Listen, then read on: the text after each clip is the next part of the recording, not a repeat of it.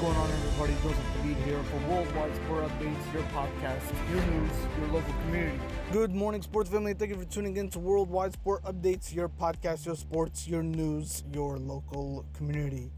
TGIF indeed, ladies and gentlemen. Thank you for tuning in and joining us on this Friday edition. It is Friday, October 3rd, the first month of October 2025. Thank you for interacting with us and joining us. We appreciate you interacting, commenting, sharing it out, subscribing, and letting everybody know what Worldwide Sport Updates is all about for your daily sports updates and notifications on what's happening throughout the world, wherever you may be, or country. With that being said, we cover what's happening in NHL, NBA, NFL, MLB, WNBA, college football, college basketball, men's and women's, which is coming up next month. NCAA college basketball. Can you believe it, folks? And not to mention the NHL hockey season starts next week. And then right before you know it, the NBA season is knocking right on the door. I believe the NHL season kicks off October 7th, which is a Tuesday. And then NBA basketball starts October 22nd. Crazy, right? Wow. Summer really flew by. All right, let's go and talk about what transpired in sports this past week. We're going to start off with some NBA news, ladies and gentlemen. The Miami Heat, they extend Nikola Jović contract strategy and rotation impact. Miami locked in a key piece of its forward rotation when 22-year-old Nikola Jović signed a 4-year extension reported at $62.4 million. The deal announced October 2nd by his representative and confirmed in multiple reports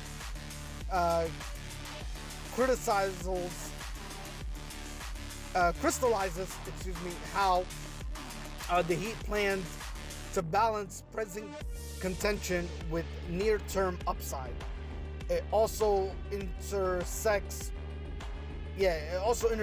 with the status of Tyler Herro, who is rehabbing from left foot surgery and has a looming extension deadline, which is October 20th.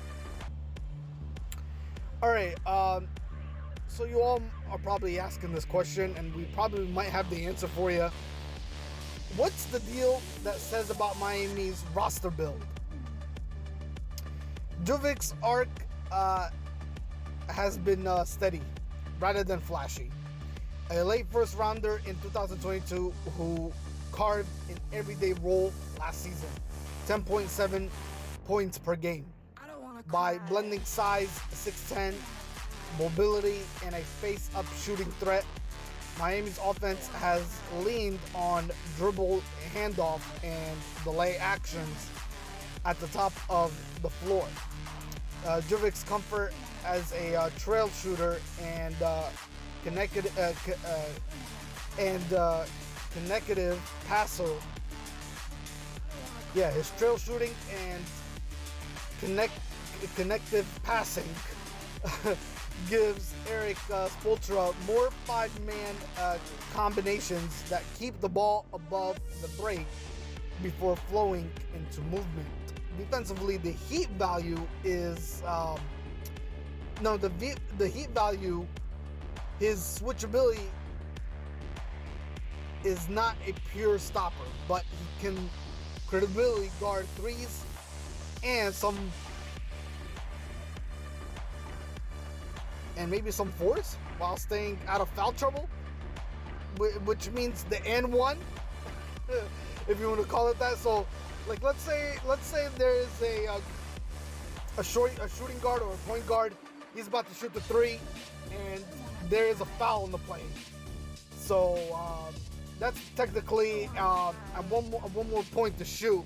That's pretty much like an and one, where if you get fouled, you have another extra point to hit. If you want to call it that.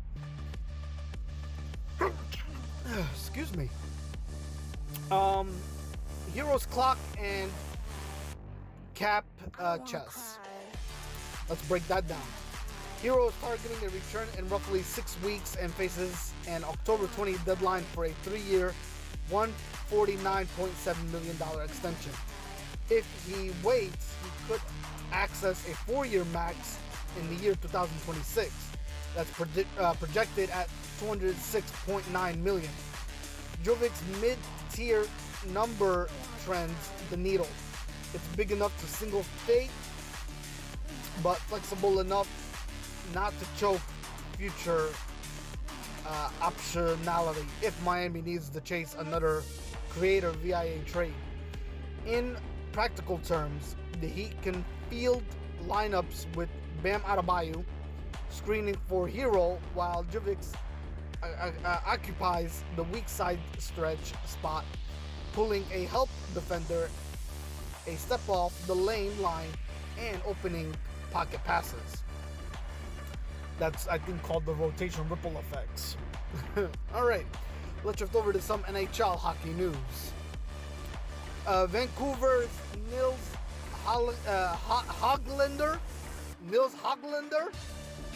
sorry for mispronouncing that name, is out 8 to 10 weeks. Lineup and PP ripple effects.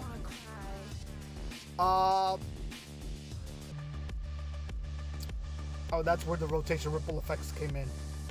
Alright, sorry. That was not for the NBA subject. That's for the NHL subject. Alright, let's break it down.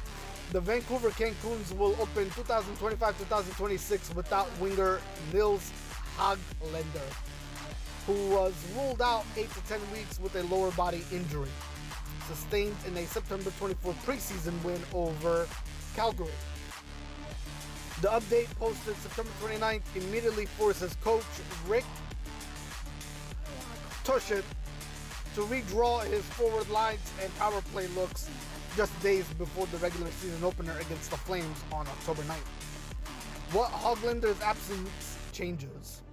Hoglander's year-over-year growth, he popped for 27 goals last season while driving positive 5-on-5 shots shared that had him tracking as a top 6 mainstay.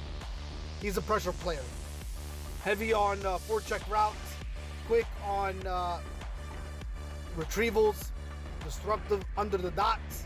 Vancouver's identity under Tushit is built on pace through the neutral zone and layered support on entries. Hoglander's motor helps stitch those layers together, practically when he rides shotgun with a driver like Elias Peterson or JT Miller. Remove him and the Vancouver loses some of its turnover creation and cycle endurance in the offensive zone. Replacement paths. An 8 to 10 week timeline encroaches on the season's toughest sequencing. The early learning curve for new systems and pairs, and the schedule's first back-to-backs if Vancouver can win the puck management battle in October. Dump in decisions, weak side support, line changes. They can trend water until Hoglander's return. The risk is a standing dip in the Pacific Division, where small gaps become big by U.S. Thanksgiving holiday. On the other hand, the audition window could surface a surprise fit that deepens the lineup by spring. Alright, let's shift over to some NFL news. The National Football League. The NFL has confirmed that Mexico City returns in 2026. Global strategy implications from London to Frankfurt to Sao Paulo. The NFL's international footprint keeps expanding. And now, Mexico City has a firm return date. Speaking October 3rd in London, Commissioner Roger Goodell confirmed the league will be back at Estadio Estatka in 2026. That once World Cup driven renovations that are complete. It's the clearest timeline since the venue went offline after the 2022 season, and it pairs with the league's broader ambition to scale overseas inventory in the back half of the decade. Why Mexico matters? Estaca is more than a stadium. It's a symbol. The NFL's first regular season game outside the U.S. In 2005 happened there, and subsequent sellouts proved sustained demand. Mexico's time zone compatibility with U.S. broadcasts, its massive metro audience, and the venue's iconic status make it the easiest repeat market among the league's international options. Goodell's update arrives as the NFL stages a record slate of international games this season and eyes expansion to as many as 16 per year, with Australia already confirmed for next season. So what's changing at Estaca? People are going to be asking that. And a lot changes. You know which one of them is that change? NFL ratings. And selling tickets. Yeah. All that plays as a big, huge factor for the NFL to keep, boosting and rising to the level it's expected to be. And ladies and gentlemen, what it's all about is they want people to watch the NFL. They want people to, they want the fans to come back, and they want them to enjoy what overseas football, international football that is, has to offer also. So, yeah. But the question also on people's minds, the fans, the sports fans, is change good or is change bad? Yeah. All right, let's shift over to some Major League Baseball news. MLB, the wild card round, Yankees, Cubs, Tigers advance. Oh my. What it means for the National League Division Series and the National League Division Series. Well, the American League Division Series and the National League Division Series. What does it all mean? Let's break it down. Postseason stakes arrived early, and several Blue Bloods delivered. In a decisive Game 3 at Yankee Stadium, rookie right-hander Camp Schittler authored a gem, 12 strikeouts over 8 scoreless innings to beat the arch-rival Red Sox 4-0 and send New York to the American League Division Series against Toronto Blue Jays, which I think starts tomorrow, I believe. All 4 Yankee runs came in the 4th inning surge, helped by Boston miscues that cracked a tense scoreless duel.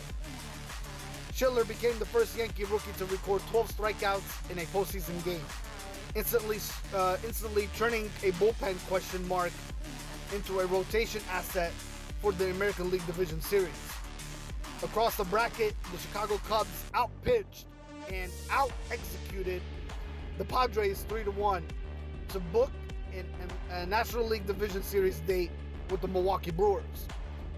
Michael Buschek homered and stacked 3 hits, and Pete Crow Armstrong collected 3 knocks, including an RBI single. And the bullpen combo of Daniel Palenche and Andrew Kittredge quieted San Diego's late push. The 9th inning drama even included a controversial strikeout that snubbed a Padres rally. One of those October moments that will fuel talk radio what ifs for days. In Cleveland, the resurgent Detroit Tigers advanced with a 6-3 win over the Guardians, breaking a tie on Dillinger's go-ahead blast in the 6th before piling on 4 in the 7th. Detroit's rival, practically the blend of young pitching and situational offense now faces a step-up test against the Seattle Mariners in the American League Division Series. Ladies and gentlemen, that's all for this week. Take care of each other, YouTube family, and sports family, that is. Look out for each other. Stay blessed and stay safe. And have yourself a great weekend. Until then, we will see each other next Friday's recorded podcast. Early morning on Friday. This is Worldwide Sport Updates. Your podcast, your sports, your news, your local community. Joey Hadid signing off. Take care.